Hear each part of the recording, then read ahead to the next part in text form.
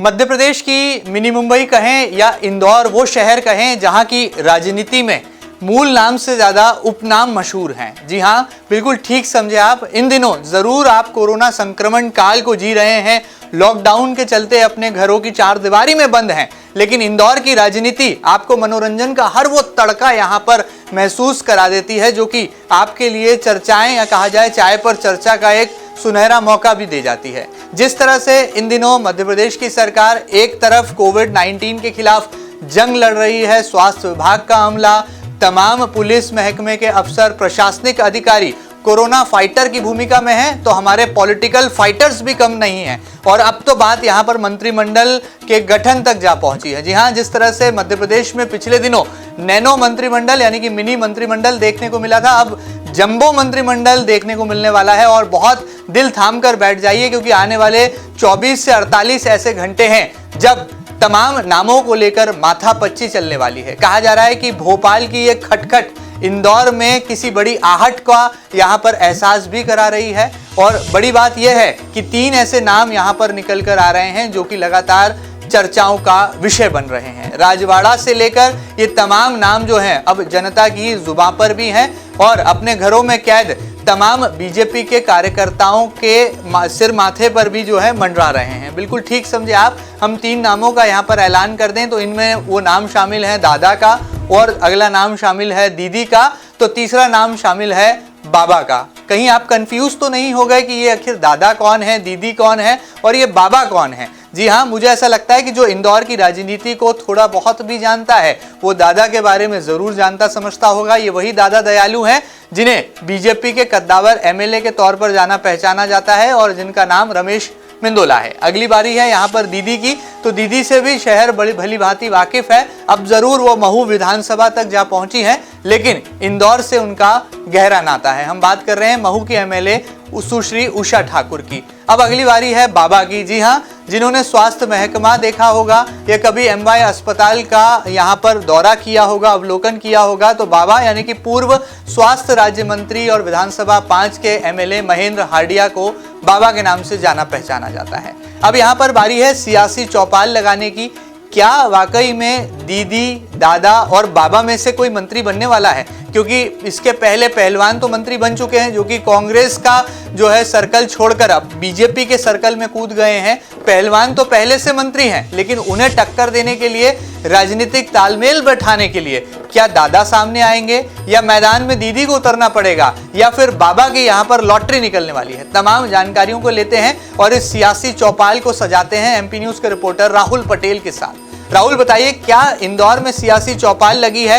एक तरफ जनता अपने घरों में कैद है, बंद है, लॉकडाउन का पालन कर रही है, तो दूसरी तरफ इंदौर की राजनीति उन्हें चटकारे लेकर चाय पे चर्चा का ये सुनहरा मौका भी दे रही है। देखिए महेंद्र जी, बिल्कुल आपने सही कहा कि जब राजनीति की बात होती है तो मुझे लगता है कि मध्य प्रदेश में इंदौर की बात ना हो, ऐसा कभी नहीं हो सकता। इंदौर जहां के रग रग में राजनीति है, यहाँ की आप चाय की छोटी सी चौपाटी से लेकर आप पान की दुकान तक चले जाइए, मुझे लगता है हर कोई आपको व्यक्ति ऐसा नजर आएगा कि इसे राजनीति का बड़ा ज्ञान है, या यूं कहें कि राजनीतिक जो पंडित है वो आपको हर थोड़े 1 किलोमीटर पे एक दायरे में मिल जाएगा जहां पर लंबी लंबी चर्चाएं होगी। और ये बात सिर्फ और सिर्फ लोगों तक सीमित नहीं है कि कोई राजनीतिक लोग ही ऐसी बात करते हैं। इंदौर की रग में राजनीति इस तरह से शामिल है कि बड़े से बड़े कॉर्पोरेट ऑफिसर भी अगर जब चाय की टपरी पर चाय की चुस्कियां लेते हैं तो वही बात करते हैं कि दादा क्या कर रहे हैं, दीदी क्या कर रहे हैं, बाबा क्या कर रहे हैं। जी हाँ, जैसे कि महेंद्र जी ने आपको बताया कि दादा, दीदी और बाबा ये वो नाम है राजनीति के। जो आदमी राजनीति के रग से वाकिफ है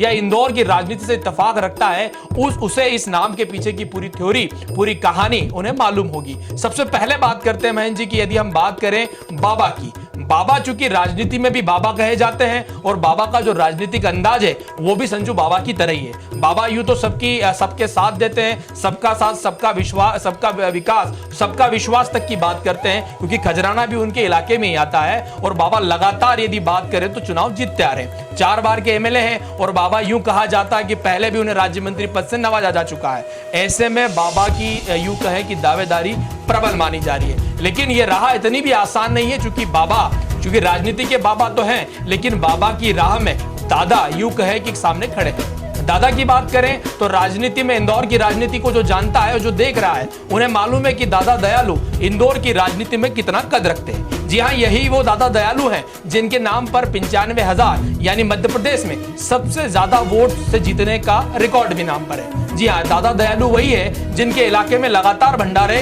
होते रहते हैं। जहां भंडारा की बात आए और दादा दयालु का नाम ना आए, ऐसा कभी हो नहीं सकता। तो ऐसे में दादा की दावेदारी भी प्रबल नजर आ रही है। और महेंद्र जी, यदि बात करें राजनीतिक उनके करियर की, तो 2008 के बाद से लगातार इंदौर के क्षेत्र क्रमांक 2 से वो विधायक है। ऐसे में 3 बार का अनुभव, उम्र जो कि 60 साल है, लंबा राजनीतिक अनुभव, ऐसे में दादा की दावेदारी भी प्रबल में नजर आ रही है। बात करते दीदी की, तो दीदी वो राजनीतिक नाम जिसको कभी तो यह कह दिया जाता है कि किस्मत की बड़ी धनी है, और दूसरी तरफ यह बात किया जाता है कि सुश्री, अगर उमा ठाकुर की बात करें, उषा ठाकुर की बात करें, तो उषा ठाकुर वो नाम है, वो सिक्का वहां जहां आप फेंक देंगे वहां वो चलेगा। यानी जिस भी विधानसभा में आप उन्हें चुनाव लड़ाएंगे तो वो जीत के आ जाएंगे। बात इंदौर की 1 नंबर की करें, 3 नंबर की करें, या बीते चुनाव में जिस प्रकार से वो महू से चुनाव जीती, उसके बाद से तो यही माना जा रहा है कि यदि भारतीय जनता पार्टी देश में कहीं से भी चुनाव हारे, आप दीदी को टिकट दे दो, संघ साथ में खड़ा होगा, वो दीदी भगवा झंडा लहरा देगी। यानी जीत की गारंटी बन गई है उषा ठाकुर। अब ये तीनों नाम हैं, अब तीनों नाम से आप बखूबी परिचित हो चुके हैं। ऐसे में बाबा, जो कि राजनीतिक अनुभव भी है, अनुभव के साथ में पुराना मंत्रिमंडल में रहने का अनुभव के साथ में 4 बार के विधायक हैं। दादा की बात करें तो दादा भाई खेमे से आते हैं, यानी भाई यानी रमेश मेंदोला के साथ में जो लगातार राजनीति कर रहे हैं, या उनके राजनीतिक मित्र भी कह लें, कैलाश विजयवर्गीय खेमे आने से उनकी दावेदारी भी प्रबल मानी जा रही है। और दीदी की यदि बात करें, चूंकि दीदी वैसे तो किसी गुट से सीधा कोई संपर्क नहीं रखती, लेकिन जिस संघ पृष्ठभूमि से वो आती है, हिंदुत्व नेत्री होकर अपना काम करती है, मुझे लगता है कि जब ये पेच फंसेगा तो निश्चित तौर पर दीदी को इसमें फायदा होगा। फिलहाल महेंद्र जी, जो रिपोर्ट आ रही है, वैसे तो आपने सही कहा कि चौक चौपाल जरूर बंद है, कोविड-19 के लिए लगातार लोग फाइट कर रहे हैं, लेकिन ये जो चुनावी चौपाल है व्हाट्सएप पर आपको सजी हुई नजर आएगी। सोशल मीडिया पर तमाम जो प्लेटफॉर्म्स हैं, फेसबुक हो, चाहे व्हाट्सएप हो, इंस्टाग्राम हो, तमाम जगह इस तरह की यूं कहें कि चौपालें सज गई है। तमाम लोग जो है अपने अपने दावेदारों की, चाहे बात करें दीदी की, चाहे बात करें बाबा की या दादा की, वो लगातार अपने दादा, बाबा और दीदी को मंत्री बनाने के लिए लगातार जी तोड़ कमेंट्स कर रहे हैं। चलिए, कौन बनेगा मंत्री?